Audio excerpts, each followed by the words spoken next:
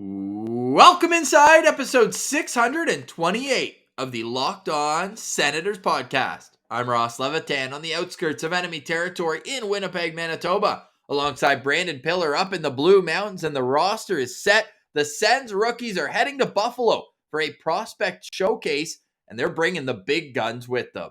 Oh, I'm fired up for this, Ross. We're going to make a projected lineup where we think guys could slot in, who's going to have chemistry with who, and I'm so excited that we're going to get to see some Sens hockey. And one of those prospects is still a part of a trade tree that happened 4 years ago. We're going to look back at the Erik Karlsson trade and what's left in the Senators organization. All that coming up on today's edition of the Locked On Senators podcast. It's your team every day. Locked On Senators, your daily podcast on the Ottawa Senators. Part of the Locked On Podcast Network. Your team every day.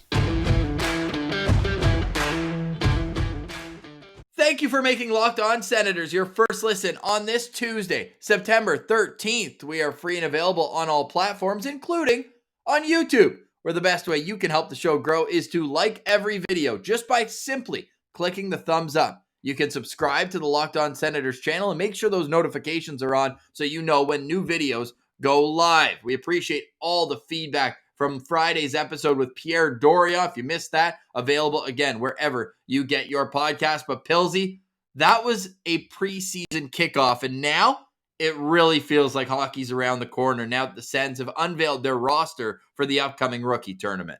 Yeah, Ross, I can't believe our latest episode was with general manager of the Ottawa Senators, Pierre Dorion, on the day they signed the richest contract in Ottawa Senators history.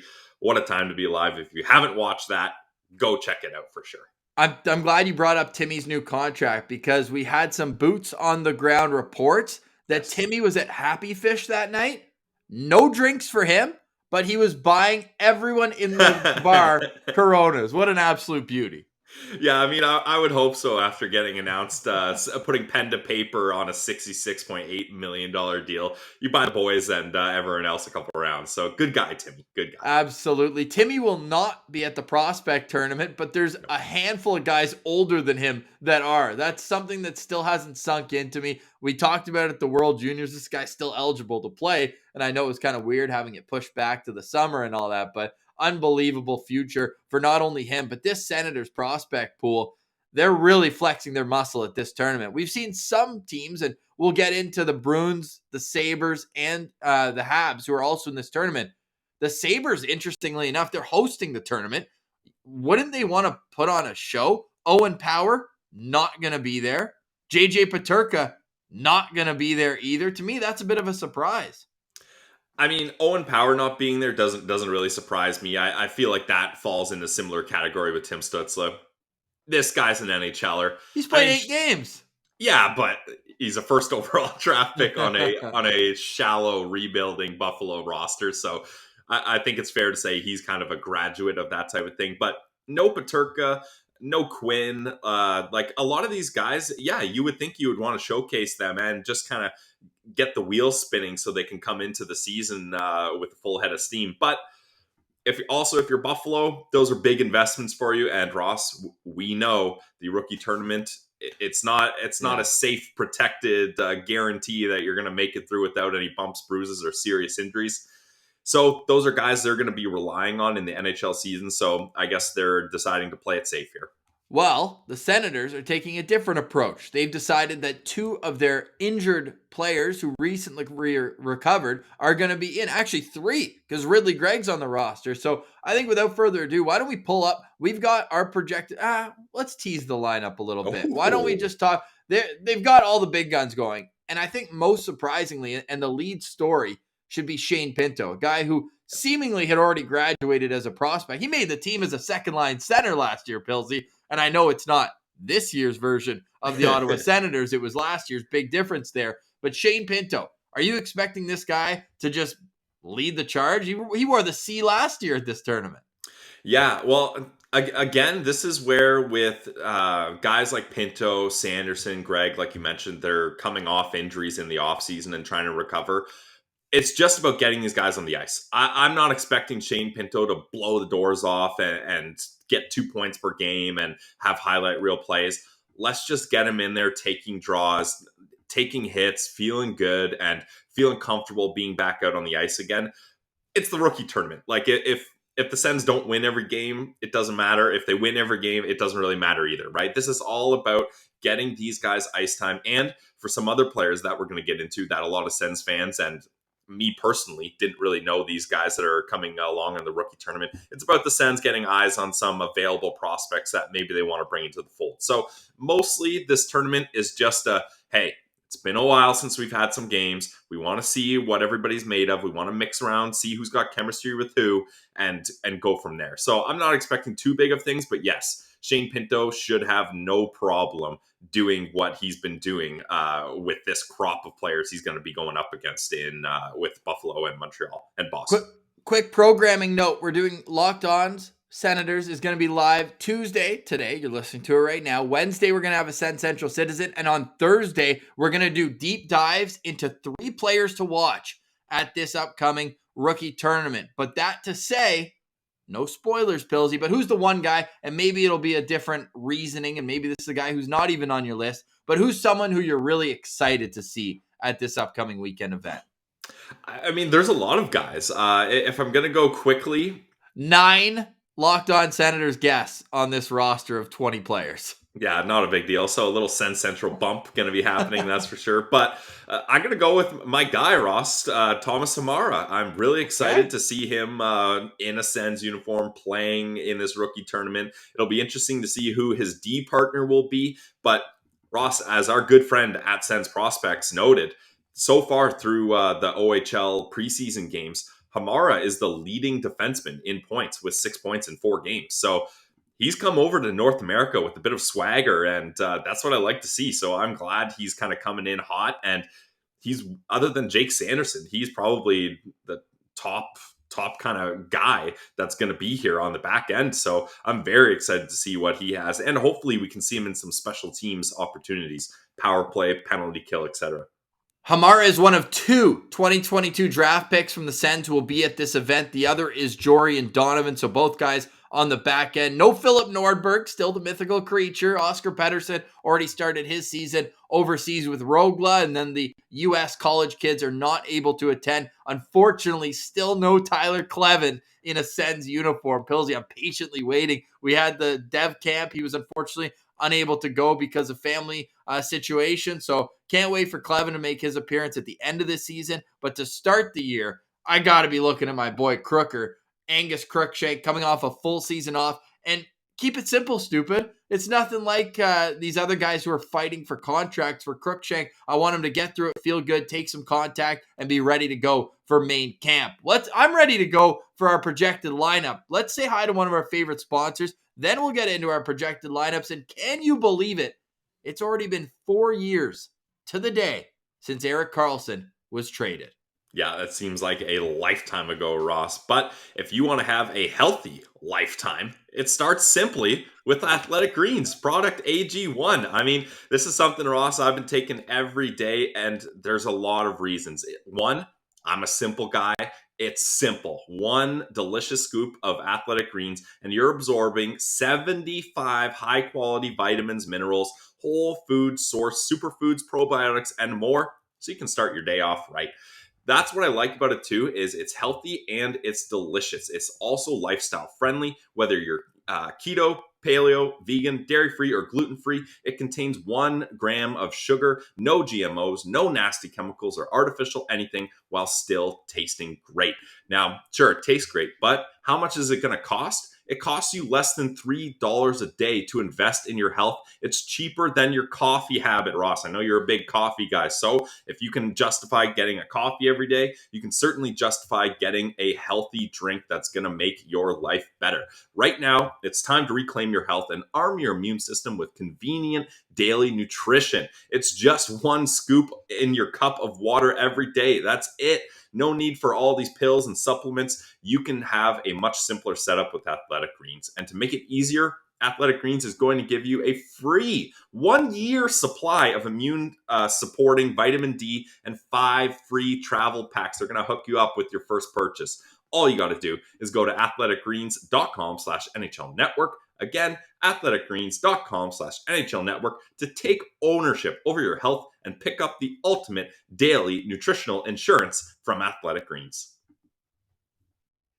If you want to have a healthy lifetime, what an absolute, what a way to get into the ad. All right, Pillsy, it's time for the projected lineup of the Sens rookies. We're going to pull it up if you're watching on YouTube. If you're in the car, let's roll through the prospects first, and then we'll get into the lines, why we have them where they are. So Shane Pinto, who we mentioned will be attending, I would imagine he's going to be the captain of this team.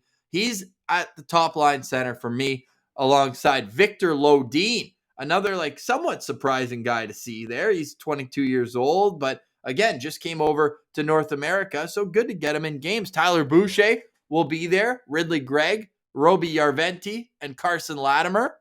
The third line we've got, talk about heavy hockey, Zach Ostapchuk, Angus Cruikshank, and then we've got our first of a couple invites to this camp. Kyle McDonald, who played with North Bay, will be there. And then I've got Philip Daou at center on the fourth line with Vlad and Zach Lavoie. Reed Vlad is another invite. Same with Zach Lavoie. Interesting note, though, McDonald and Lavoie, both Ottawa natives. On the back end, Jake Sanderson and Max Gannett, Thomas Hamara and Ben Roger, and then Chandler Romeo and Jorian Donovan, the two tendies, the boys, both LOSP guests, hashtag goalie friendly show. Mad Sogard and Kevin Mandalese will both be in the pipes. There's a few invites there that I put as extras as well. Rollins, Newcomb, Xavier Bernard signed a two-way ECHL, AHL deal, so you might see him a bit in Belleville this year. And Massicotte is the other guy from Shawinigan as well. And Robillard is going to be the backup tendy in case something happens, I'd imagine, to Sogard or Mando. Pilsy, run me through what you like or what you're still on the fence about when it comes to how we've organized this roster that will be coached, by the way, by Troy Mann, as DJ Smith will be up with a pen and paper taking notes throughout this tournament. Yep, Belleville's assistants, Ben Sexton, and I'm blanking on the other assistant coach right Dave now. Bell. Yes, that's it. Thank you for jumping in there. They will also be on the bench. So that I feel like that's the appropriate thing, right? Because a lot of these guys likely will be in Belleville. And it's good for Troy Mann to get acquainted with some of the newcomers here. So that's an excellent decision. I think pretty much I would agree with every way these lines are done here. Maybe the only difference is I would try to get Crooker on the second line and possibly get Yarventi on the first line. But all these guys are in great spots, and I think the chemistry with the style of play that is lined up here fits pretty nicely. Yeah, not too bad. Hey, I'm pretty excited to see how the goaltending holds up too, right? Because these guys, you expect Sogard to be the goalie of the future here. I'd expect him to have a great camp. Just 2 weeks ago, he was at the BioSteel camp taking shots from McKinnon, Makar, Bedard, who else? We got McDavid there, all those guys. And now he's going up against who? Like Ryan Francis, Owen Beck, Jan Mishak? Like, no, all good. But I'm expecting him to dominate this tournament now, as he's one of the older guys now, man. Yep. So I'm expecting good things from Sogard. But where do you think the biggest strength of this team lies? Got to be the goaltending, I would say. Like Sogard and Mando are massive goalies. They each have AHL experience under their belt, a couple seasons. So I think the goaltending, especially looking at other teams' goalies who I haven't heard of anyone. Yeah, exactly. We don't really know too much about. It's the goaltending is going to be the big strength here. Yeah, pretty excited to see that. But I don't think they're going to have a problem scoring goals either with this lineup. Is there, if you had to call, I know you like asking our Sens Central citizens, who do you think is going to lead the Sens in points this season? Who's going to lead this 3-game tournament in scoring for Ottawa? You know, I want to go right away with Pinto, but I'm going to go with Ridley Greig just because I think his stock is so high right now. He's a guy that plays high energy, and when he's playing up against his peers, he just dominates, right? Like we saw it in the World Juniors. He dominated in the WHL. Where I think Greg will have some transitional kind of woes is when he goes to the professional leagues, AHL or NHL, wherever he ends up. But up against guys who are similar age and similar experience with him, I think he's just going to be kind of the cream of the crop here. So I think Ridley Greig's going to have a massive tournament.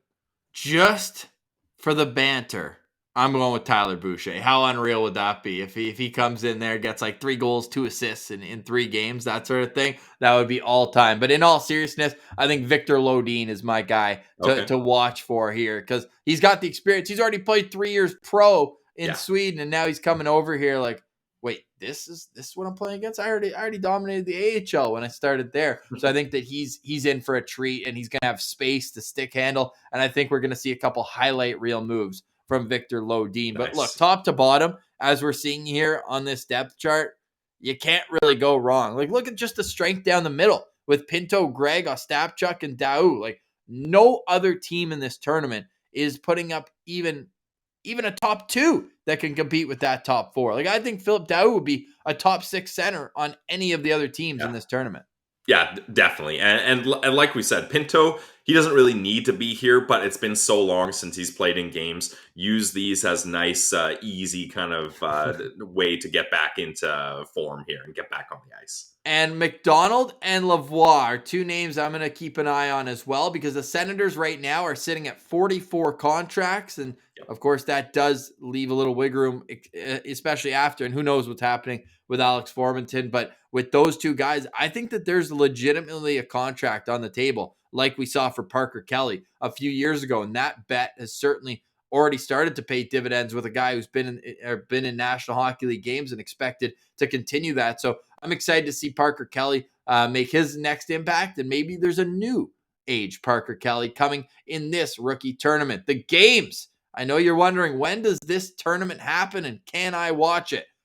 I hope so. On the latter, I'd expect it to be streamed on YouTube. The Sens games are against Boston at 3:30 Eastern on Friday, against Montreal at noon Eastern on Sunday, and they'll wrap up on Monday at 1:30 Eastern against Buffalo. Locked On Senators will go live Monday morning, and we'll have a recap of the first 2 games, and then our full rookie tournament recap will come on Tuesday, Pilsy. On Wednesday, the 21st, Sens main camp begins. We are so close to hockey season, and Pierre Dorion, he's been known to make moves before training camp. Just ask Erik Karlsson 4 years ago today. So coming up on the other side, we'll wrap up today's show with a quick discussion about what's left in the organization from that trade. All that coming up. Stay tuned to Locked On Senators. All right, Pilsy. So the trade, TM, right at the end of that. Erik Karlsson and Francis Perron, can't forget about him, to the San Jose Sharks in exchange at the time for Chris Tierney, Dylan DeMello, Rudolph Balcers, Josh Norris, a first-round pick in either 2019 or 2020, a second-round pick in 2019, and a second-round pick in 2021. Deep breath after all those assets. And there was actually another asset that was 2 games away from happening. So because Erik Karlsson re-signed, they got that extra second-round pick. If they had gotten to the final that year, that would have upgraded to a first-round pick. And they lost to St. Louis in 6 games in the conference final. Oh, so close, but I think we can let bygones be bygones there, right, Pilsy? As good as William Eklund would look as an Ottawa Senator right now, although they probably would have taken Tyler Boucher 7th overall with that pick, I do think that this still looks pretty good when you look back at what it's become now, even though a handful of those guys I mentioned at the time are no longer with Ottawa. Yeah, like this trade will send shockwaves through both organizations for a long time, especially the Ottawa Senators. Like, I remember when it happened, Ross, my kind of thinking and what I tweeted out is Pierre Dorion collected 6 singles that he's hoping will stretch into doubles. Well, it's more like it was like 3 doubles that stretched into triples. And then he, with the Tim Stützle draft pick, he basically pulled off the Ramel Tapia inside the park grand slam that the Jays did this season, because Tim Stützle coming to the Ottawa Senators as part of that trade, monumental. Like, that is, and it's crazy that we're revisiting this now right after Stützle signs his first new contract off the ELC. Like, I'm pretty stoked about the Karlsson trade, not going to lie. No doubt. I think something interesting to note is if Evander Kane didn't re-sign in San Jose, Ottawa would have gotten the 2019 first from them, which would have been, I think, 28th overall. Because How does the Kane thing come in place? They owed Buffalo a conditional first round pick. So because he re-signed, they had to give Buffalo their 2019 first round pick, which pushed Ottawa's to 2020. Thank you, Martin Jones. And it all worked out pretty well. And Aaron Dell. Don't forget to thank Aaron Dell. Yeah. Only time I'm ever going to thank that clown.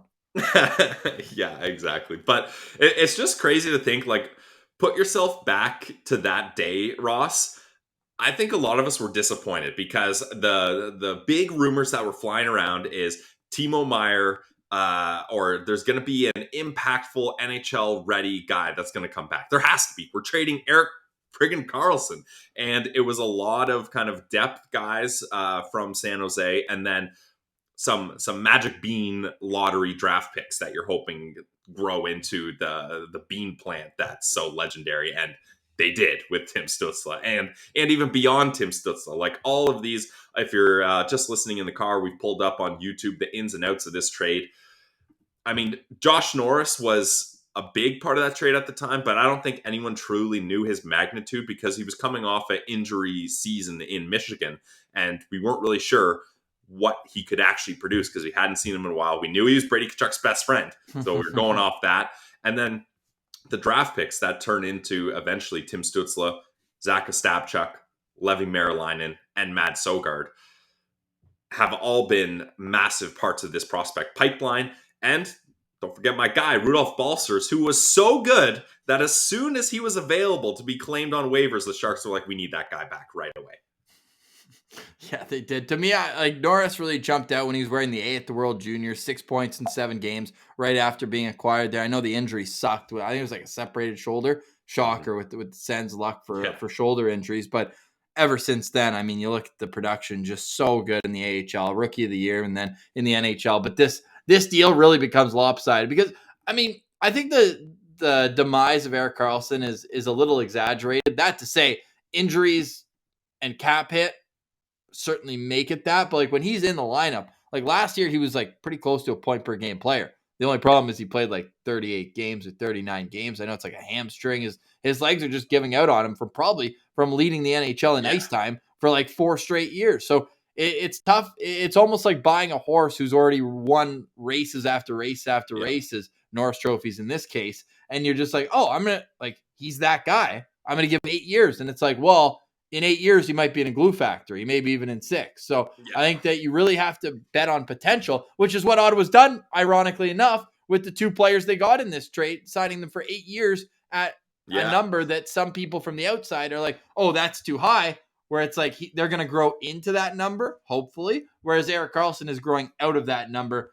Honestly, if Erik Karlsson was still on the contract that he was in Ottawa, this would still be a win for the Sens, but I don't think it would be considered as lopsided. Like if Erik Karlsson was making $6.5 million, all of a sudden you're like, okay, like he's still a great player when he's in the lineup, but we got to deal with those injuries. He's 32 years old now. Whereas I think what you're seeing right now is, and still another wave to come because Zach Ostapchuk is only rising in his stock since the middle of last season. Levi Merilainen, I know it's been kind of an up and down performance. I'm excited to see what he has in store for this year. He was, of course, acquired for Dylan DeMello. That 3rd round pick became Merilainen. And I put a little asterisk beside Matt Sogard because it was still a 2019 pick, but just like they did with Tyler Kleven, they packaged the pick that San Jose gave, and I think it was like a 3rd or a 4th rounder to move up 5 spots. So I still consider it a part of that because they wouldn't have had that asset without this trade.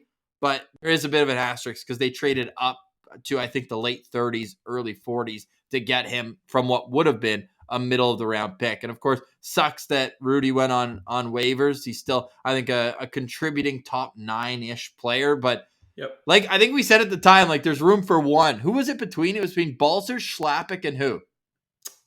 Not Logan Brown. Who would it would have been a Bramov. Abramov, there you go. Yeah. And none. Yeah. Yeah. I mean, and the crazy thing is that, look, like Pierre Dorion said, They offered Erik Karlsson a contract. They knew he wasn't going to take it. They knew he wanted out of here. But if, let's just say, the Sens and Karlsson agreed to that contract he's with in San Jose now, where would this franchise be? Like, they'd be where the Sharks are in a terrible middle place, and they have all these contracts. Like, and that's the thing too, when the Sharks sent all these assets to acquire Karlsson, I was so confused by that because they already had Brent Burns on a massive deal that was going to eventually age out, and they had to find their way out of that, sending him to Carolina. They already had Marc-Edouard Vlasic, who was on a massive deal that was going to age out that they're still attached to. So bringing in Erik Karlsson as a third guy that they were paying for his decline, essentially, was such a head scratcher to me. And I think ultimately that's not to Erik Karlsson's fault, but signing him at that time and in that cap structure has kind of been the demise of the San Jose Sharks, because they still have a bunch of those pieces. They still have Meyer. They still have Logan Couture. They still have Vlasic and Karlsson, but they're not able to kind of make this push here because they're strapped with all these heavy contracts and they don't have enough boost coming from their prospect pipeline to get them out of that. So crazy times for Sharks fans. This was the tweet the Sens put out. News release. Sens complete the most important trade in rebuild. Acquire 6 assets in Erik Karlsson trade. Yeah.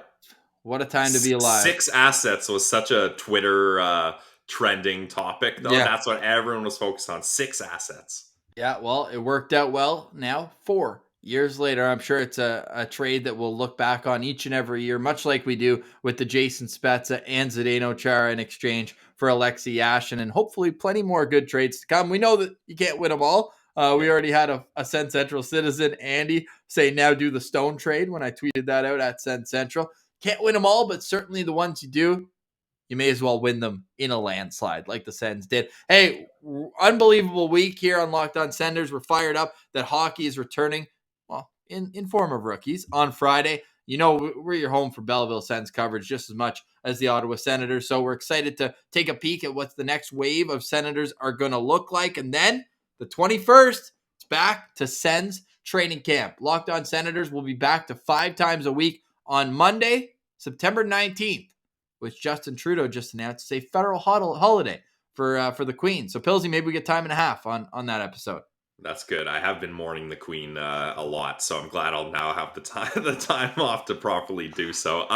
And just more news and notes. Ross, both of us are kind of tired of this, but it has to be said because we announced the link was going to be ready on Friday. It was not. Monday at the latest. If you're listening to this, I know it's Tuesday. It's out of our hands. We've done everything we can do. We've followed up. We've made sure, hey, how are things going here?